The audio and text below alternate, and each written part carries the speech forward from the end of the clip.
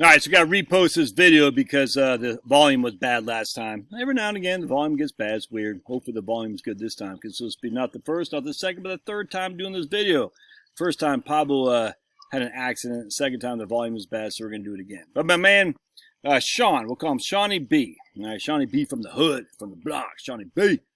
He says, I won the game. It's a time to get out, essentially. It's a time to stop playing. And so I looked at his portfolio here on Right Capital. I'm not going to share, obviously, what he's got with you, and you don't know who this guy is. But here his allocations right here at 80-20, essentially. 80 stocks, 20% bonds. And you can see he's got a 5.6% expected rate of return, EROR, the expected rate of return, with a 13% standard deviation. All right, so I've said this a couple times not that long ago, but I'm going to say it again. We're looking at from a Monte Carlo perspective with 3 standard deviations. What we're saying is if we have an expected rate of return of 5.5, all right, so that's the middle, that's the median, our average rate of return.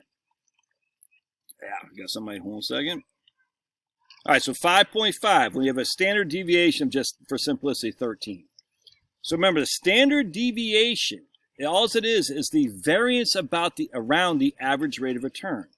How much do we expect the average rate of return will be a variant from the average? And I think, if memory serves on the stupid statistical stuff on this, is they take I think it's the square root of the variance, if that makes sense. And so we got a square root of the variance, and that's our standard deviation. Because standard deviation is not 1, but 2, but 3 times we're using financial planning with a 99.8% probability. I think it's 99. It's high. It's the high 90s, whatever it is.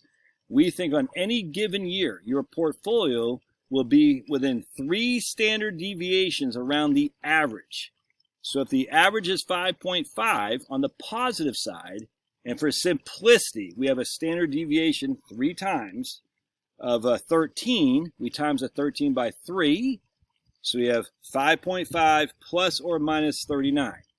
So we would basically say in this case, we're going to have a high side of 44.5 and the low side of 34.5. So in any given year, in our bell curve here, now trust me, we still have fat tails, which means things that should not happen very often happen a lot more than they should. But this is what even Benoit Mandelbrot says Monte Carlo's way to go. So if Benoit says it, I'm going to go with that. Anyway, the point being is on any given year, we would expect our rate of return to be no less than negative 34 on the upside, on the downside, and no more than 44 on the up, if that makes sense. All right, so we'll just say 35 on the down for simplicity. What did the S&P 500 do in 2008? It was down 37. So my man Shawnee B here has an 80-20 portfolio. All right, that did, in relative to risk reward, that did worse essentially when you factor in the 20% bonds than the S&P 500 did in 2008, which was the worst market we've ever had. That's not true, Josh. 1930. No, 1930 had like a 9.9% deflation. So we're giving him a historically low average rate of return with a historically high downside risk, a la 2008. Now again, the Monte Carlo doesn't assume that downside risk happens all the time. It's completely random, but it could. We don't know. And that's what we're saying. So now the alternative would be for him to stop playing the game. Well, what if he went to, in this case, an all bonds? And so for all bonds, I'd given him 4% with a standard deviation of, I think, 4.5. It was 4.5. So we're giving a 4% rate of return with a standard deviation of 4.5, which means on any given year, an all bond portfolio, we would have a variance, again, and we're going to take the variance and make it with the standard deviations. We would expect a rate of return to be no worse than 9.5%. All right, so we have a 9.5% downside risk, an average rate of return of 4, versus a 5.5% average rate of return of the stocks with a downside risk of negative 35. The upside, of course, is the stocks give them a plus 45 upside or whatever it was, and the bonds give them a, 17%, I think is what it was. The interesting thing is the bond market did worse than our third standard deviation last year. That's how bad it was. I can't stress this enough. The bond market no one ever has predicted the bond market to do like it did in 2022. No one. All the standard deviation models are wrong, man. All there is to it. So we're saying, okay, if we sacrifice the difference between 5.5 and 4, that's 1.5% rate of return on an annual basis, you know, for many, many years to come. Because my man Shawnee B is like, he's going to retire in 3 to 4 years. His wife's a couple years younger than him. He's only going to be like in late 50s or something like that. I can't remember. Maybe early 60s, late 50s. So if you sacrifice that 1.5% rate of return, we have a whole lot less on the downside. Is that worth it? All right. I hope that makes sense. So let's go back to the graph here. You can see, here we are. A 4.5%, is that 5 or 6? 4.6, too much dust in here. Yeah, 4.6. It's all the same. But anyway, you can see 100% bonds. Now, last year, I wouldn't have the bonds at 4.1. I think I had bonds at 2 because the Treasury, 10-year Treasury is like running around 1.5 to 2. It's crazy.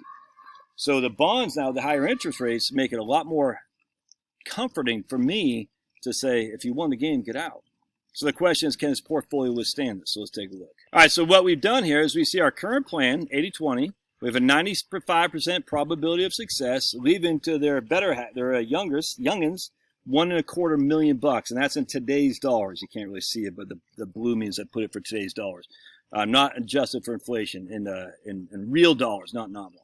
So he'd spend his money like drunken sailors, have a good party time like it's 1999, and still die, leaving $1.25 million of financial assets, not real estate, not your firearms, not your baseball card collection, not your dogs. So 95% probability. That's pretty good. I take that 100 times out of 100. In fact, I say to Shawnee B, why don't you start spending a little bit more, man? We're leaving your kids too much money. All right, but if we went to a more conservative portfolio, we went up to 100% probability of success. Why? Because we took the downside risk off. This is exactly how this works. You take the downside risk away. It reduces the downside inherently, which means you have less volatility and less back-to-back markets like we could have in 2001 and 2 or 2007, 8, and 9, 1973, 74, 1929, 30, and whatnot. So we take some of the downside risk off the table, but because we have a less rate of return, we're only leaving the kiddos half of what we're leaving over here. All right, and so this is the conundrum. Now, it's not even much of a conundrum to me because I'm like, dude, you know, if you're a couple years out of retiring, I think it makes sense to take some risk off the table to get out of I mean, I can't tell this guy what to do. It's his money, but 100%, because the one thing we got to avoid is that, again, sequence of return risk. And now we're being rewarded for parking in bonds and cash and CDs and stuff where we weren't being rewarded like that before. It makes sense. That doesn't mean I have to stay over here, by the way. I mean, Sean asked me, he goes, dude, don't you think, 5% seed rates, I can just lock those in and sit tight? I said, but you're not going to get 5% for long because right now the 10-year Treasury is back below 3.4.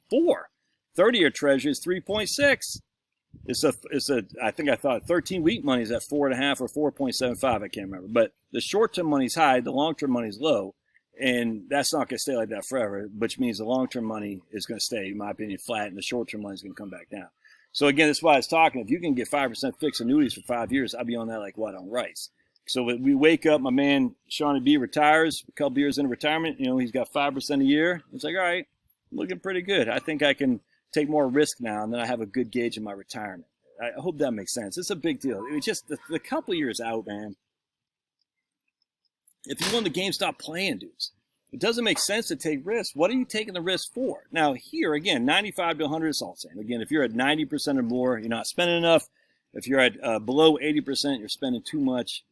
But, you don't have to stay in bonds for the rest of your life. In fact, you're probably going to have lower rate bonds there in a couple of years anyway. I mean, the market doesn't look good. I think the economy is not in a good place right now. I can see in my own business. I talk to people all the time. I talked to a guy today who just got known he's being laid off.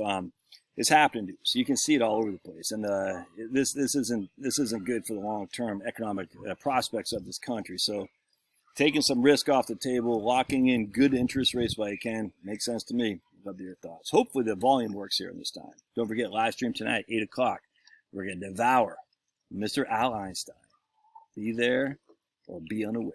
See ya. Secondly, I always forget to tell people to sign up for my Locals channel. We do live streams on Locals every Friday at 4 p.m. It's in the Doobie Duke. And if you're interested in my email list, sign up for my email list. It's in the Doobie Duke. I haven't sent an email for like 3 months. I probably should do that today, as a matter of fact. It's been a while. All right, love your thoughts. We'll see ya. Wouldn't want to be ya.